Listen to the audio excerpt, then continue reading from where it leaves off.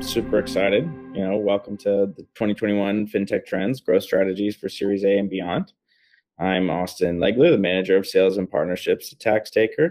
Appreciate everyone lending us part of their afternoon, especially the speakers, Wayne and Alex. Thank you very much. I'm super excited to hear you guys jam out on FinTech stuff. If anyone out there has any questions to start us off, please, or as we go along, please add those in the chat. We're also recording this session, and as Ari mentioned, we'll be sharing the recording link afterwards. So if there's anyone that wasn't able to attend that you think would get value out of this, feel free to share it with them. To introduce our esteemed speakers, Alex Harris is the founding partner of Fiat Growth, a strategic growth marketing shop focused primarily on the fintech industry. There he oversees client growth and development. And Alex is also a general partner at Fiat Ventures, which is an emerging VC focused on supporting and growing the next generation of market-leading early-stage companies in the fintech space. And throughout his impressive career, Alex has built an extensive fintech practice and takes pride in improving the financial lives of millions. So thanks for being here, Alex. And then we also have Wayne Miller. Wayne is the executive director of the Venture Center, which is a globally recognized nonprofit entrepreneur support organization, which has been producing award-winning revenue-generating financial technology accelerator programs for some of the world's biggest financial service organizations. And under Wayne's leadership, Venture Center has been recognized by globally renowned fintech industry leader Finovate as 2020's best fintech accelerator and as Arkansas Business's 2021 nonprofit of the year. So very impressive. And of course, last but not least, our moderator today, Ari Salafia, the CEO and co-founder of TaxTaker. TaxTaker helps startups and innovative companies apply for R&D tax credits, which is the government's #1 non-dilutive source for funding for U.S. companies. And over the course of her career, Ari has helped hundreds of companies save tens of millions of dollars through R&D tax credits. And with that is the introductions for our speakers. And Ari, I'll kick it over to you to set the first question. Awesome, Austin. Thanks so much. And thank you, Alex and Wayne. I'm in such great company today, and I'm super excited to talk about kind of the fintech space as a whole. We know it's crazy times, right? It's frothy. We're seeing wild valuations. We're seeing an influx of deals quarter after quarter. I think you probably saw the Crunchbase kind of top 250 come out last week. There's almost, I think it's around 700 or 800 deals now, fintech deals to date. So far exceeding last year, billions and billions of dollars being poured, especially US-based fintech companies. And we don't see it stopping. In many ways, there's fintech companies that are allowing more businesses to become fintech companies. So it's almost, there's fintech on fintech right now. Across startups all over the US and world. So I know because the time and the climate is just kind of like none other, that obviously things are going to be sort of relative, right? But I'm really excited to get y'all's opinion since you really are on the front lines and seeing startups, fundraising, seeing M&A activity, and seeing, kind of things that have been working in 2021, and as companies kind of gear up for this last quarter to end the year strong. So, a lot of questions we got prior to this session was, around growth. That's really, that's the topic of today's talk, mostly because milestones are really kind of honed in on during fundraising for fintech companies. So would love to just kind of dive right into there, just kind of from your firsthand experience. So from like a growth strategy perspective, are you seeing any certain kind of common themes or tactics that you see fintechs that are, getting these really great valuations or maybe more successfully raising, they're seeming to employ that work well. Alex, you're nodding, so I'd love to start with you.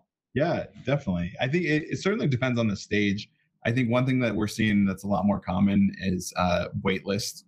That's something that people are using either because they are pre-product or they're rolling out a new feature and trying to build traction, and really investors looking for some of that traction and showing, hey, we have this audience here.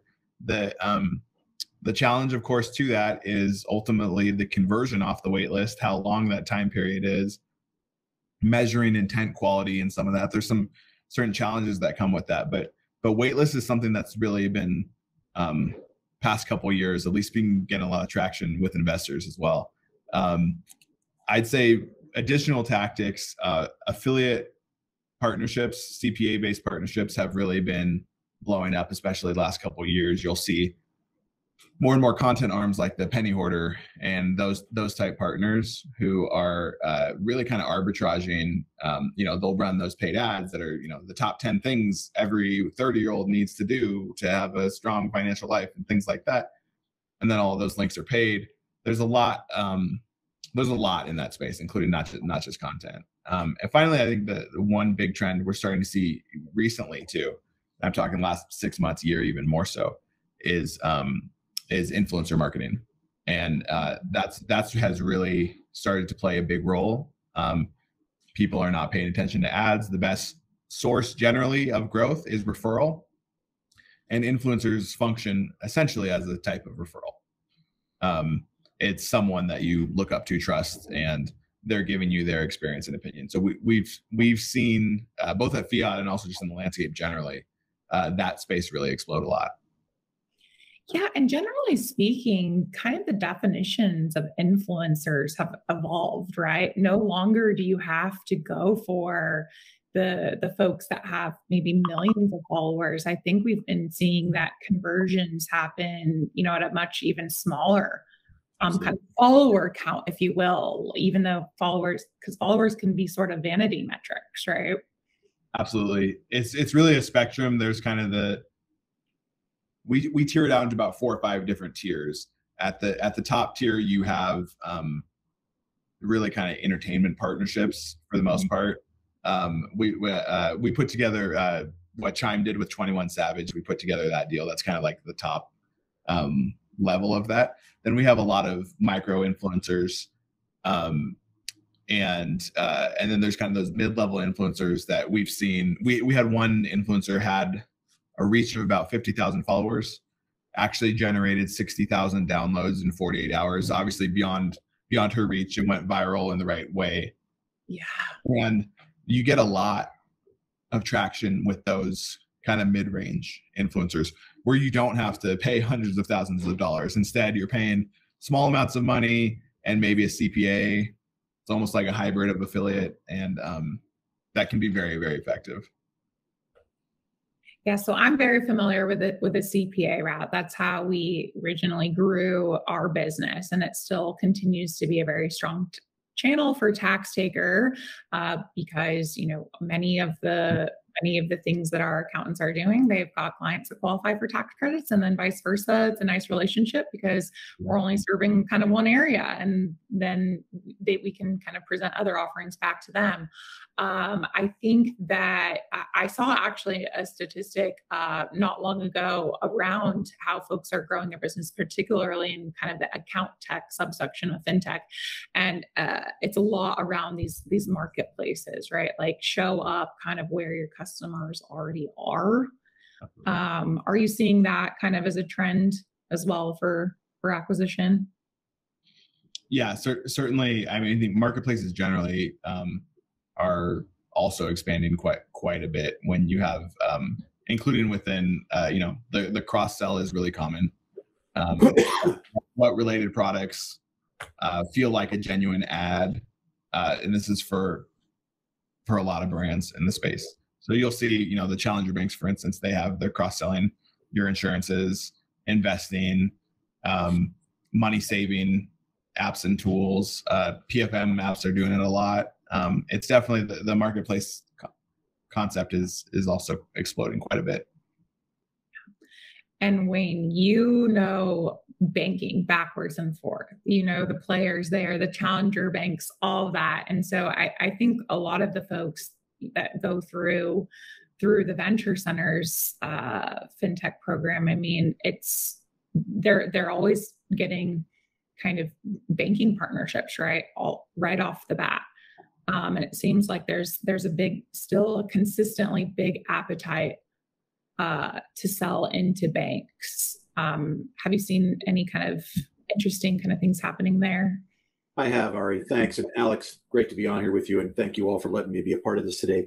We take a little bit of a different perspective because our focus with the programs that we're operating in Little Rock are focused on bank enabling technologies. So, I think from a trend perspective, if we go back about 5 or 6 years, it's interesting. We just celebrated our 6th year anniversary with FIS. So I went back and sort of looked at time and said, what was happening years ago? So just to make it a little bit relative, you had about 19 billion being invested in fintech 6 years ago.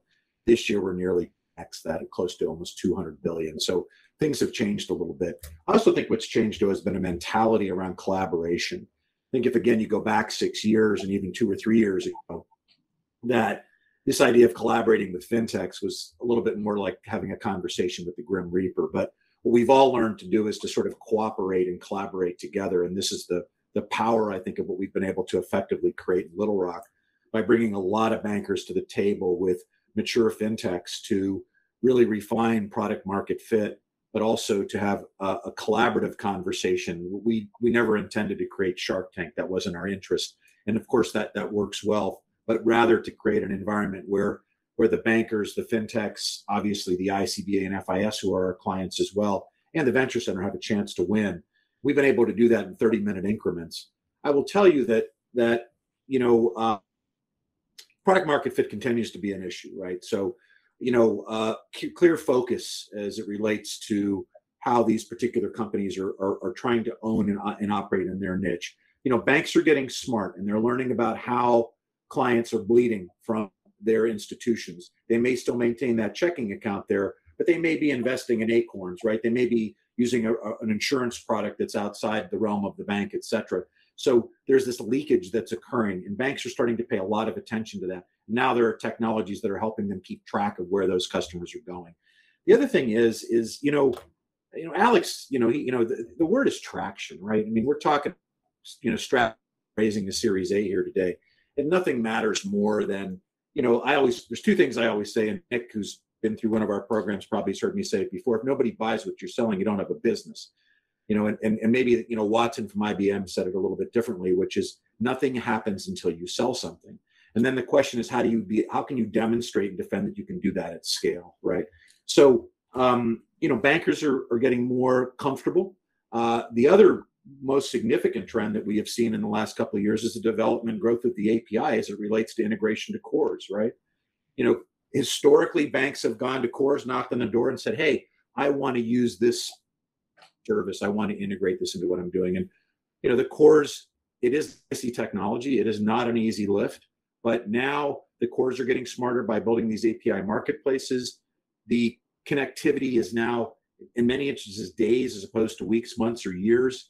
The cost has been reduced dramatically. And like I said in the beginning, the bankers care if it's going to make them money or save them money. If it doesn't do either of those things, you got a long haul to go. So the last thing is this is a bit of a land grab, right? So we got to make sure that that when we talk about things like TAM, right, and we look at the total addressable market, that it's sustainable and really we can achieve what we want to do. I'm always fascinated with founders in the fintech space in particular, but in general, because we work in the entrepreneurial areas, that founders are asked to do three things when they're starting a company. They're asked to raise customers, they need to raise employees, right, and ultimately they got to raise capital. And most of them have never done any of those things before, and they're wedded to the technology in a great way.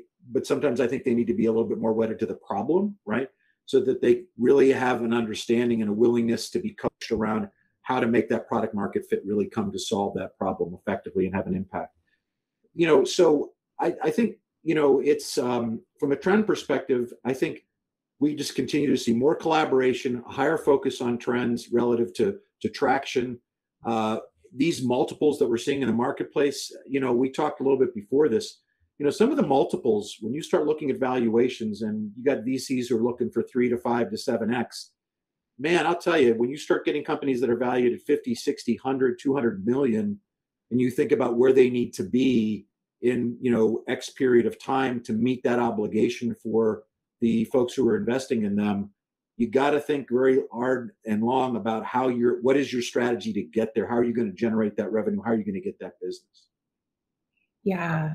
And as you kind of said right before this, and was understanding the math, right? Founders got to understand the math just like the investors have to understand the math, even if the valuations right now are a bit nutty, right? So, both of you have helped companies raise money yourselves. What are some of, the most important things in your opinion that FinTech investors really right now are looking at for companies that are at kind of that level of A or beyond?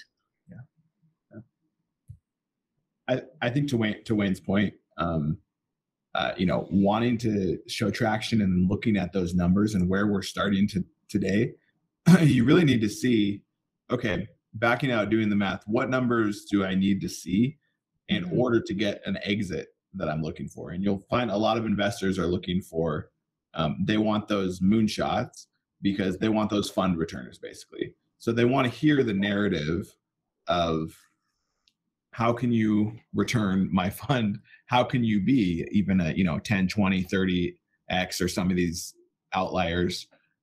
So they want to hear that narrative. So they want to know that you're the team that can do that the TAM is there. They also want to know that you have thought out your roadmap and your growth strategies to get there, and that you've proven some of that traction, that you've tested this value prop is resonating. These product features are resonating. There's quite a bit of validation to give you the faith that, okay, we're going to take this potentially inflated valuation early, and we're going to be able to get a multiple that we need to see in order to return to our investors what we'd like to see. Absolutely. And yeah, kind of with that, there seems to be, I really like what you said, Wayne, about, sometimes founders get a little bit too hung up on the technology, right? And we've seen that before. I see that all the time. I've personally fallen victim of that, oh, this next product feature, oh, it's getting traction on this, oh, customers are really responding to that. But I love what you said about being more attached kind of to the problem, because I think at the Series A and up, right, they're always asking what else and what's next. Yeah, I mean, there's when you start talking about getting into your Series A, I mean, you're really a kind of a block and tackling stage to some degree. I mean, there are just certain things that, there are certain expectations, right? You're looking at month to month, year over year growth, at a or better. You're also, I try very hard when I talk with founders to encourage them to try to keep as much of their company as possible. And they get really wrapped around valuation, probably should focus more on discount.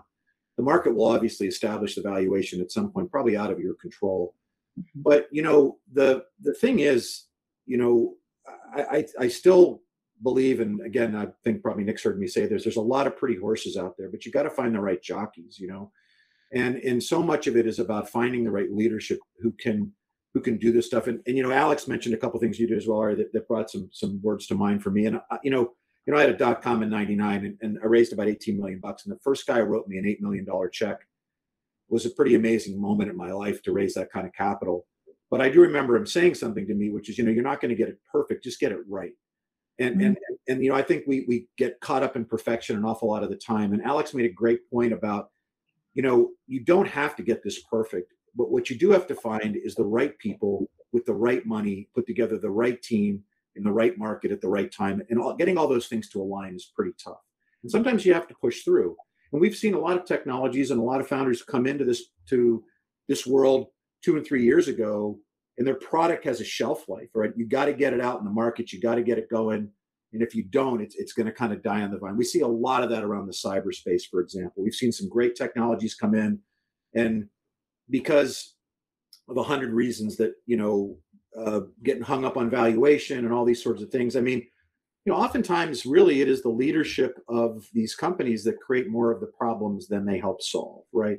And I'm guilty of that too, as a founder and having started companies as well. We, when we talk about those three things about raising capital, raising customers, and raising people, we're pretty good usually at being able to raise customers. And the reason being is because we're evangelical about what we're doing. We love our product. We love our thing. We've lived the problem. We've destroyed our family life, and we have no money in the bank, and we're struggling. So a lot of the things that we do, which is really hard as founders in trying to raise capital, is challenging.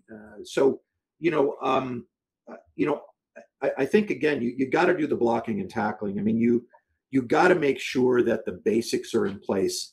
And you also, even if you don't know the answers to the questions when you get into this process, particularly with venture capitalists, is if you don't know the answer, you don't know the answer, but at least demonstrate that you've given it some critical thinking, because that matters, right? What matters is, okay, you know what, Ari, I'm not sure about this, but here's what I think we need to do, right? Or here's an area where I need support. Again, I think transparency is critical. The other thing too is, you're going to share ownership with your company with these people, right? Yeah. And hopefully for the long haul. And they may want to ultimately acquire you. They may want to use you to buoy up another solution that they have that's struggling. There's a lot of different answers in terms of how people invest. But to Alex's point, ultimately it's about a return. Yeah, definitely. I think that could be so powerful, right? Just knowing when to say, I don't know, but at least showing that you've demonstrated thought there and being vulnerable, right? This is a relationship business. And it's at the end of the day, no matter how deep your technology is, right? It's about people, right? You're raising people, customers, everything, partners. Sure. So I think that speaks volumes when you have transparency from the get-go, because wouldn't it be better if you asked for help, now than when there's a real problem, right? One of my favorite questions to ask when we're looking at investment is just what keeps you up at night? It kind of gets to you're looking for that vulnerability. You're looking for the recognition that I need help on something. I get that you're here to pitch us, right? And give the perfect canned answer that we can't pass this up. But if you lack the self-awareness or the humility to recognize that you need help, to know what you don't know, and to then go and attract the people, the resources that you need to solve those problems, so it's a red flag. If you show that you can do that, you show that thought and that humility, that's fantastic. That shows that problems are going to rise, right? We know that.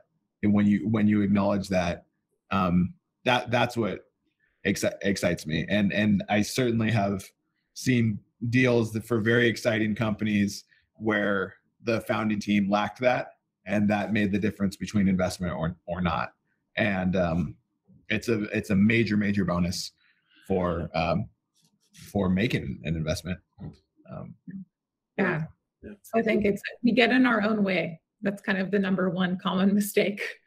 Yeah, it's very true. One of the other things too is that as we talk about strategies for Series A is, it's pretty common for investors today to develop relationships long before making an investment into a fintech in particular. And I think that one of the things you see with some smarter founders is that they begin to at the seed stage, as they begin to get traction and they see they have a pathway to, a customer acquisition cost, potential traction, partnerships, all the things that we want to sort of check off, like I said, is sort of the mechanical things that are important in growth, is they begin to say, okay, we're in this particular niche of this particular industry. Who are the investors? Who are the family offices? Who are the VCs? Who are the people that are supporting this particular area well? And can I begin to develop relationships there? Money is typically handed out to those who have relationships. and usually have been watching a company. One of the things that we love about what we do is the fact that we're with companies for 12 to 16 weeks. And, I always laugh. It was the movie Hoosiers with Gene Hackman, who said, I want you to go out on the floor and I want you to be so close to that guy that you know what flavor his chewing gum is by the end of the game, right?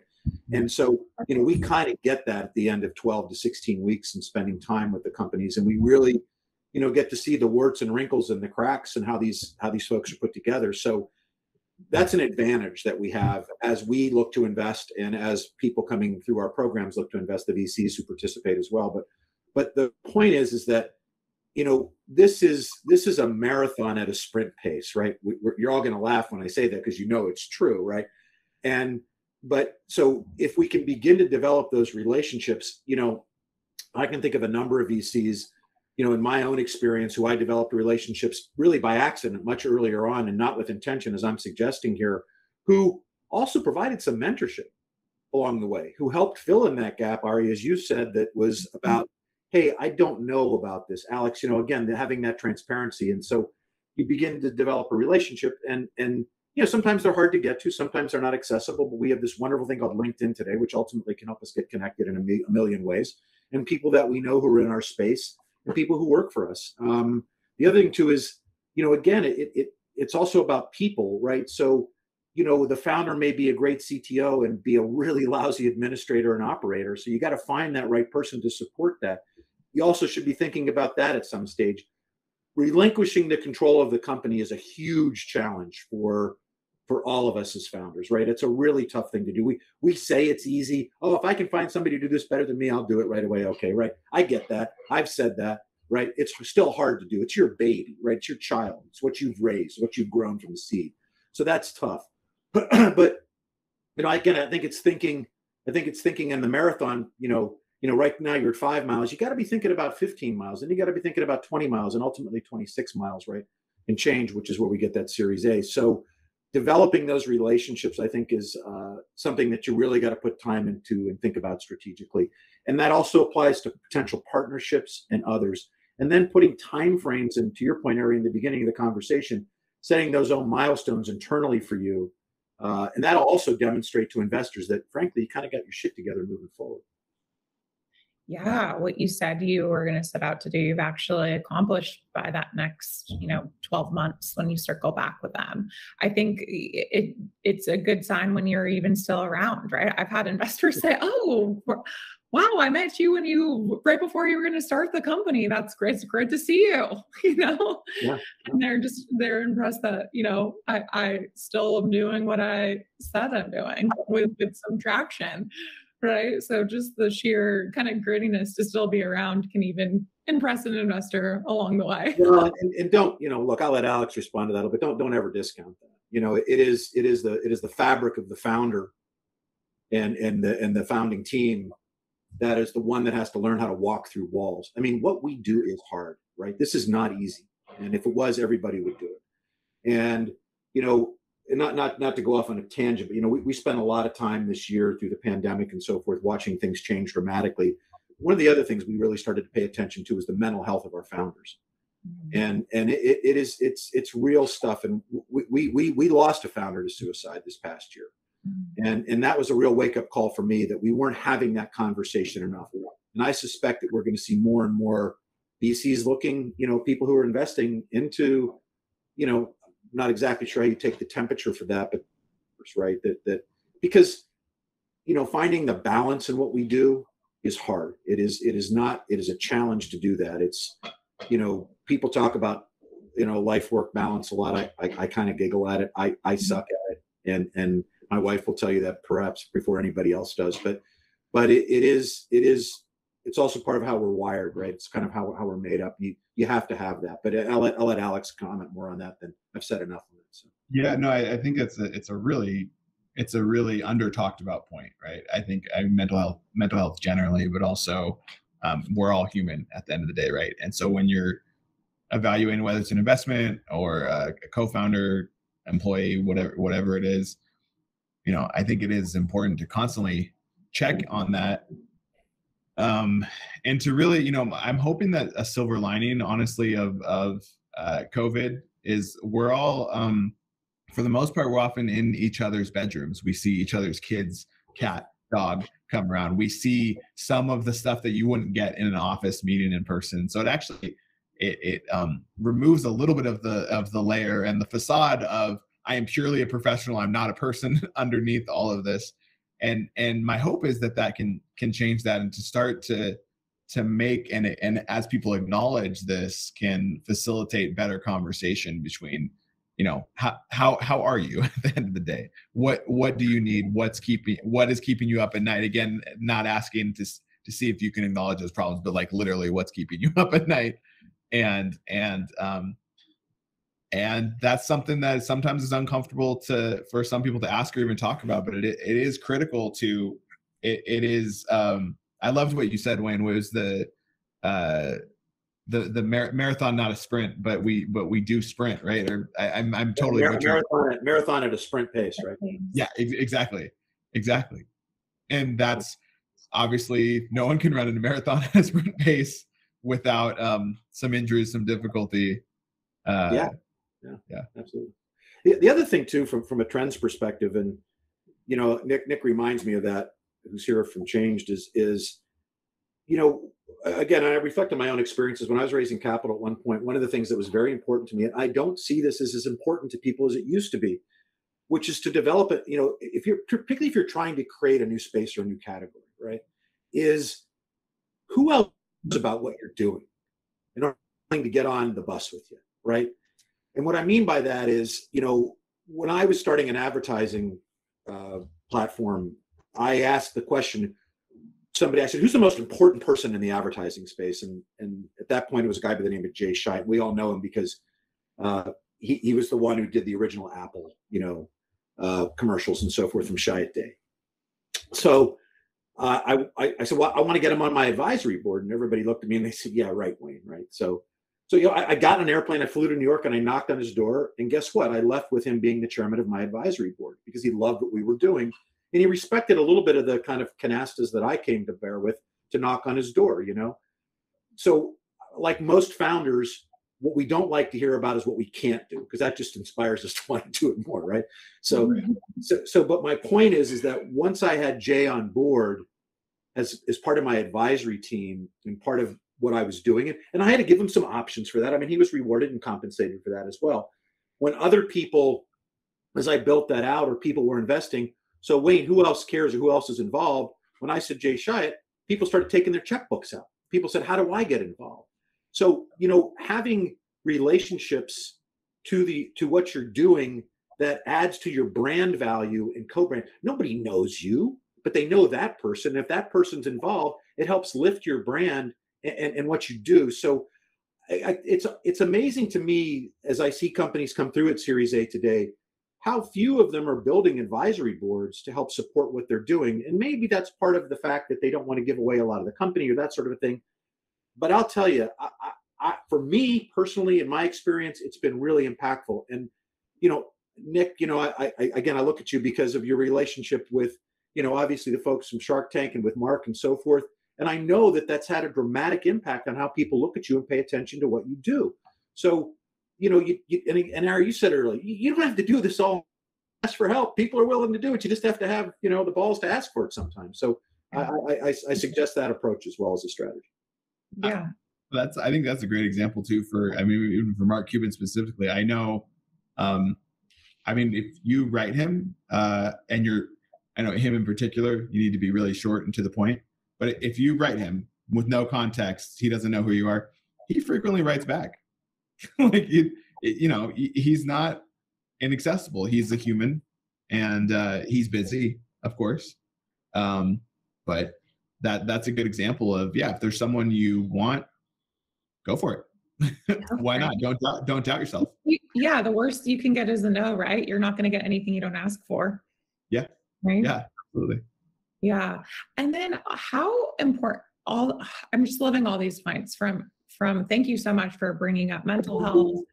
We've been in this world where, just startup life is so glamorized that you have to be just crazy overloaded and worked. And I chuckle a lot at work-life balance as well, Wayne, because I'm like, my work is my life and my life is work. and it's all blended together. But it's important that we're checking in on each other. But I do love, Alex, to your point, that we're in each other's homes. We're seeing a little bit more of each other personally, even though we're not always physically together, but our reach is kind of broader.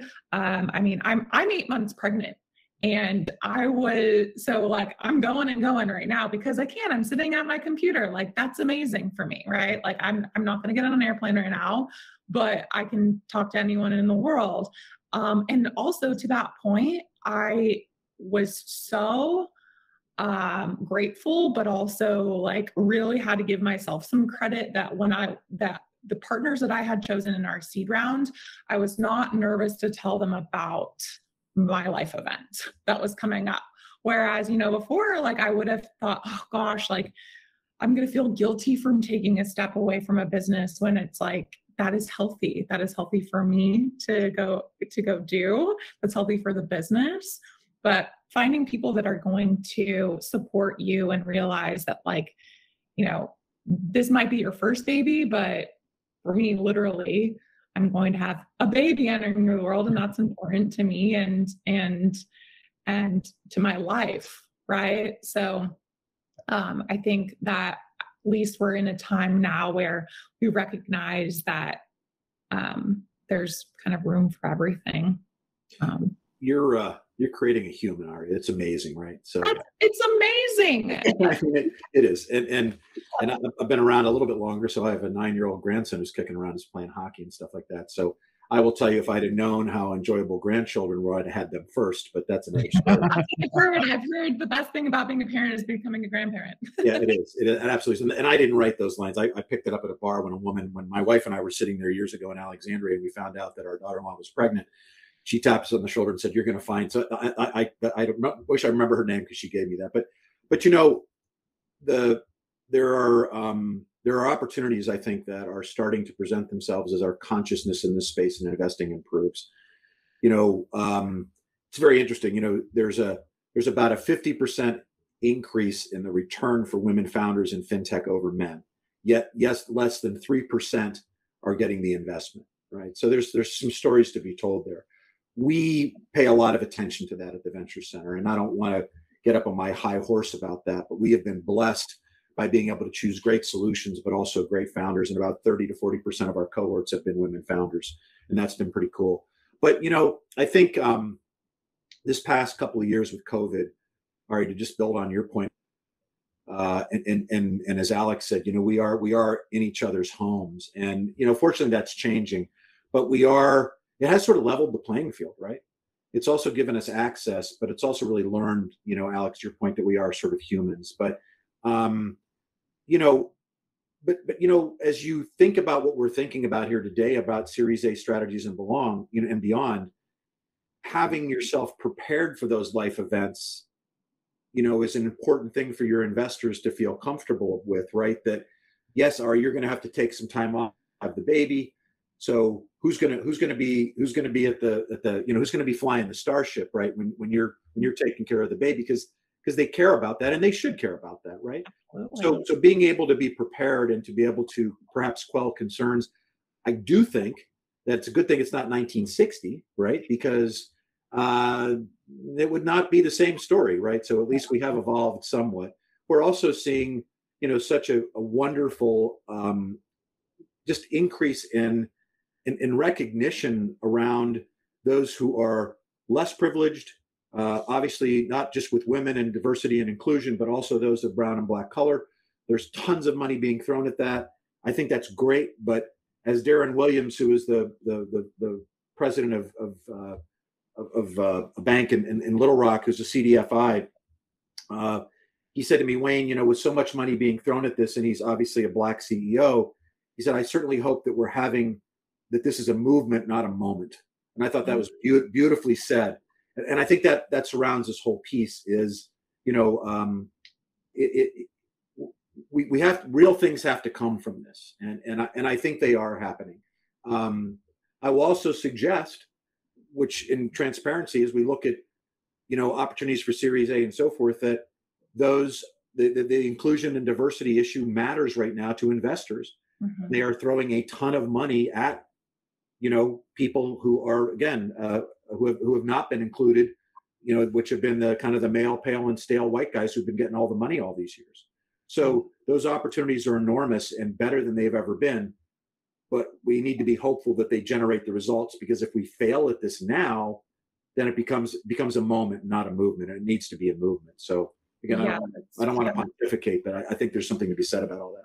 no, that's huge, is really following through on those stats that already are existing, where performance and return for funds, it really is real when you've got a woman or an underrepresented founder as a co-founder or leader in the business. But yeah, let's make it a movement, not a moment. I love that. And I think that kind of lends itself to kind of the power of storytelling too during a raise. And, because the fintech space is, there's a lot of money in it right now. We're seeing rapid growth and investment in this space, but it's becoming increasingly more competitive and noisy. So in your guys' opinions, like what would be some ways, right, to stand out and differentiate themselves as they're raising? You mean to consumers or investors? To investors. Yeah. Certainly, I think the authenticity of your story and knowing, most often that you have either lived the problem or you can relate to the problem, that you take this as a point of pride. It is personal to you. You will go the extra mile. If the money runs out, you will continue to keep pushing, or if it gets a little low, that you will figure that out. I think that comes to where that's the story piece. And I think, we all have our own brands as individuals. We create one as company. And certainly finding your own your own brand voice for your company, who you are, what you represent, what you're doing, as well as your own individual one, can really resonate. And it's it's kind of like, do I believe this at the end of the day? Do you truly care? And I can tell you, and we actually have made many concentrated efforts to invest in underrepresented founders, and many that we have spoken with and invested in as well. You can see the authentic passion that they have for doing this and being part of the change and being successful as part of the change, making it a shift and not just a moment in time. Yeah, let me build on that a little bit. I think I already talked about storytelling. I mean, I think you have to build a very clear and compelling narrative today, and also talk about why it matters now, right? I mean, again, this is to me sort of blocking and tackling. If you're going into a Series A and you don't have this dialed in, you're gonna have a hard time, right? So hopefully you've done that. But we also know too that pitch deck and that narrative, again, we should always be refining it, always sharpening it a little bit, but also there should be some continuity. The other thing that I think is a really important thing right now, and this varies a little bit in the fintech space, but the most difficult challenge right now is really not raising capital and raising customers, it's raising people, right? People are the tough thing right now for, I think, so many companies to find good people, particularly when we look at the business development aspect of selling SaaS solutions, those sort of things. Those are hard stuff. Those are hard things to do. So what I am seeing in the marketplace today, because now, I know you're in Austin, and of course you're competing for people in Austin, but the pandemic, we're now competing for people globally. So it's just as likely we may get some people to land in Little Rock as we may Austin, right? Depending on how that company can compel those individuals to think about what they're doing. So where that drives me to is the point I think Alex started to tap into a little bit, which is that mission matters. And people want to work for companies where the mission and where the leadership is dedicated to something that is fulfilling to them, more so than ever before. And again, I think if you think strategically, how do you get that into people's heads as you begin to look to build a team to carry out your vision and accomplish those milestones? And, it's not, my dad always used to laugh at me because, I've had 20 jobs in my life or more, He probably suggested I wasn't able to keep a job, but I actually have worked for a couple of companies for 10 years or more. But the point is that today the average service expectation of a new employee is about 2 to 3 years, and depending on where they fall. So that's an expectation, right? And so you got to think strategically about that, is that as you're able to identify people and attract people, and the mission is that they can get passionate about, it makes a difference. And you need, again, to be thinking forward about that as well, and plan that as part of your strategy and how you convey that. And it takes us back to kind of your original conversation here that we started today about influencers and social impact and so forth. Those things matter. They absolutely do. They absolutely do. Especially, it really will be interesting to see the way that the year ends with kind of this big wave of the great resignation, kind of where folks are going to fall, because we're at a time where people can be critical of, where they want to go next. So employers are going to have to make huge efforts to, not only stand out and attract, but also sustain those folks past some of these averages, for sure. Absolutely. For sure. So we wanted to leave a little bit of room today for kind of any like shout outs or stand ups, and not to put you on the spot, Nick, but you've been with us this hour, and it sounds like Wayne pretty well, and Mark Cuban possibly. So if you're open to it, we would love to hear about what you're working on, and if you have any kind of asks for the audience and who this is going to go out to afterwards. Yeah, no, thanks, Harry. I know Wayne very well, and I know Alex very well over the last couple of years. We were part of the 2019 FIS FinTech Accelerator, where Wayne was an awesome inspiration during that time there in Little Rock, Arkansas. And then Alex and I have been chatting over the last couple of months in regards to building partnerships, growth, and things like that. So what we do at Change is we build a platform to help people pay down debt more effectively. We started with student loan debt because my brother, who's my co-founder, and I both had a ton of student loan debt. He was on track to buy his first home. He ended up walking away from buying his dream home because of his student loan debt, and it really pissed him off. He's like, I need to do something about it. So we built the company, and we were really fortunate and lucky early on. We're first generation Americans. We were raised by a single mom, and we really only had one concept of what to do for work, and it's to start a company and make a ton of money. And we've been doing it since kids. But we had some awesome opportunities early on when we were building our product. We were featured by the App Store. Obviously, we were on Shark Tank, got a chance to pitch on Shark Tank to millions of people, close a deal with Mark Cuban, and he's been an awesome partner. Is investing for the third time now in our seed round that we're closing here in the next couple of weeks. And it's really awesome to see. You guys mentioned a couple of things about team and how do you keep your team intact and check in on them. We have an awesome team that the main reason they're still with us is because they believe in the mission. They can make 2 times as much going to some other, Series ED startup or working corporate as developers and engineers, but they believe in what we're doing and they're staying on board, and we're really proud of being able to maintain that. And then if I can ask one question to Alex and Wayne in regards to scaling up and growing towards Series A, as we're closing our seed round, we're going to have to make some strategic decisions on how and what we should do with that money to make sure that we're set up for a Series A in a way that is going to be a lot easier than the seed round that I've been raising for the last year. So, we're looking at partnerships because we distribute through banks and credit unions, and then also our direct-to-consumer platform that's growing. So there's a hybrid approach there. Like when it comes to Series A, we're going to set our milestones, and it's either going to be number of clients or number of partnerships or revenue growth. What mixture, ratio mix of all of those make the most sense when raising a Series A? So is it crazy revenue growth? So we signed 3 partners and we're making $25 million a year, or is it we signed 50 partnerships, we're making $2 million a year with the potential to make a ton more off each customer? So that's the question that I've had and kind of wanted to ask coming into this. Yeah, that's a really good question. And then, I think I'll take a quick crack at that. Very curious to hear what Wayne has to say as well.